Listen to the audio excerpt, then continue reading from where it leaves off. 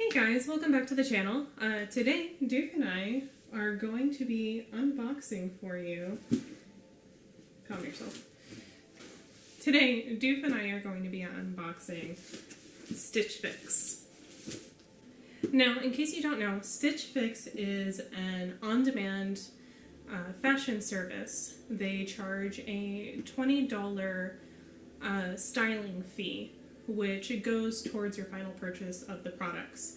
You take an online quiz, you give them your tastes and your sizes, and they come back to you with a selection of 5 to 6 products per box that fit your specific style requests or needs. I have been using them for a few years now. They seem to be getting better with every box I get, but you know, sometimes it's a little bit of a toss-up. So let's see what I got this time.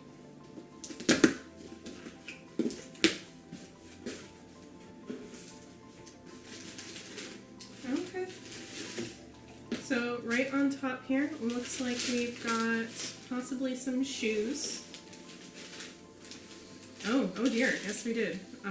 Some very high wedge sandals, kind of like in a sparkly sand color. I got both of those. Does it say? They're Michael Kors branded. So we got that. Okay, next in here we've got kind of like a cute zipper stretch skirt. A little bit on the shorter side. I don't actually wear a lot of skirts, so it'll be interesting to see how I can style this. Let's see what brand. And this is Free People. And next up we have a sleeveless, almost turtleneck top, just in all black here. It's got some nice ribbing. It feels really soft. It says it is an LNA Teagues top in medium. It's got some nice kind of like buttons on the back. And I don't wear a lot of halter tops, so we'll see how that looks on me too. And, that's 2 items. Next up, we got kind of like this boho tank top. Let's see. Looks like this is a Verse. Oh, it's a halter top. A Verse halter top in yellow. It's a very light fabric. I can kind of see through it already, so we'll see how that goes. And last but certainly not least, we have a Velvet by Graham and Spencer top. It's kind of cute. It's got some like ruffle detail around the neck here. Again, I don't really own anything like this. It looks like there's a blue floral. It looks like there's a blue kind of floral pattern, and the shirt isn't quite a white. It's more of like an eggshell, I think, or kind of like an off-white sort of color. So that's what we got in here. And we've got our little style sheet. Okay, so let's go ahead and give some of their suggestions here a shot. We'll see exactly how they look on me and how I feel about it. Sound good? All right, let's get to it. So this is just to give you guys an idea of how I normally dress. Rocking my 5'11" pants with 6 pockets and a raccoon or otherwise graphic t-shirt. I'm also usually rocking this Pokemon hoodie It's very comfortable, maybe a little too comfortable sometimes. So here is my first combination. I am trying on a Free People shirt that I already own, and I'm trying that out with the black denim skirt that Stitch Fix sent me. Pretty happy with this combination. I haven't had a chance to wear this shirt much yet, but yeah, I like it. And here we have the ribbed halter top paired with that same black skirt. Looking pretty good there with both pieces. They did directly recommend this to me in the style guide.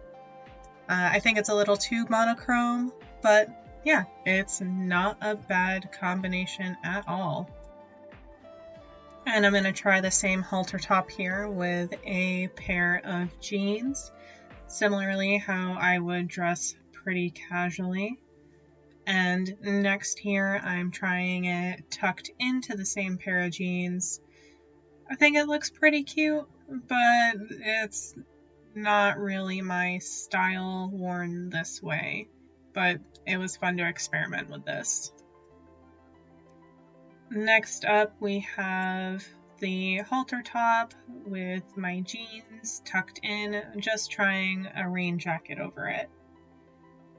And here we have the yellow kind of boho shirt. Not really a fan of this one. Looks a little frumpy on me, and it's got some awkward bits going on in the armpits right here. Kind of sticks out. Not a great look. Not a super big fan. And here we have the ruffle top shirt. Not a huge fan of the ruffles. I think they're kind of cute, but they're not really my style. I tend to go for something a little bit edgier. I also feel like this ivory eggshell color just kind of washes me out more than I really want to be. And last but not least, we have the sandals. These were cute. I don't normally wear like 3-inch heels. They were more comfortable than I thought they were going to be, but I can't really see a use case scenario for these with me personally. So that was everything that I received in my Stitch Fix box this time around. As you can see, we had some good items, some maybe not so good items for me.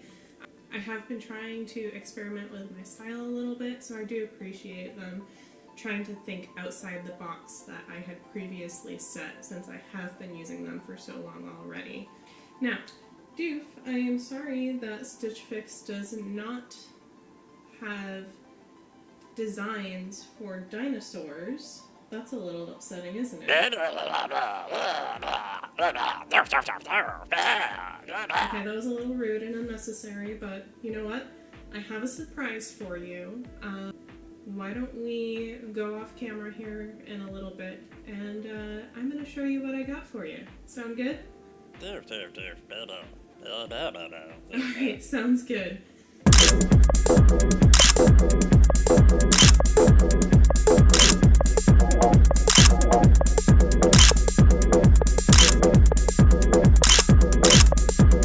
Well, Doof, I hope you enjoyed that and had some fun trying some new dinosaur-inspired styles there.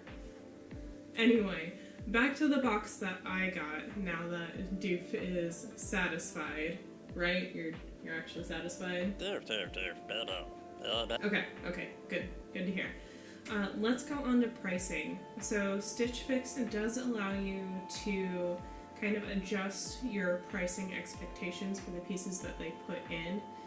You can ask for lower cost, somewhere in the middle, and higher end items. So the items that I got in my box, the Michael Kors footwear, those were $99.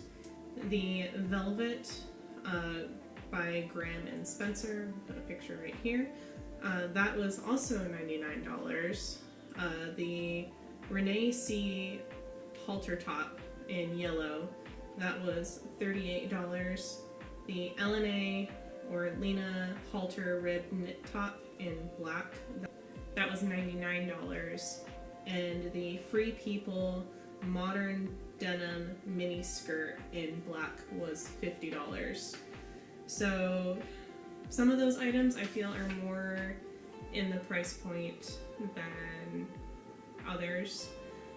Now the $20, I believe I said this earlier, that you spend on your styling fee does get put towards your overall purchase cost. So you can kind of think of it as you're getting a discount. And if you do buy everything in the box, they give you an additional 25% off. Now, unfortunately, as you saw in the footage earlier, the ruffle top did kind of wash me out a little bit, so I don't think I will be keeping that. The yellow halter top just had this weird thing going on in the armpits and bra area. It was also simultaneously too thin up top for a bra strap, but also not built to be kind of free balling it as well. So unfortunately I won't be keeping that either. I don't particularly like strapless bras. The denim skirt I will be keeping. I don't... Stay. The denim skirt I will be keeping. I don't really own any skirts, and that was kind of a nice length to where I could have it kind of be knee length, or I could bring it up so it would be high-waisted and more of a mini skirt, and that was really nice. It was kind of versatile, and it looked like it could be fun to wear out to a concert, or if I wanted to like dress it up for something maybe not formal, but you know, maybe like a date night. I think I could use it that way as well. So I'll be keeping that one.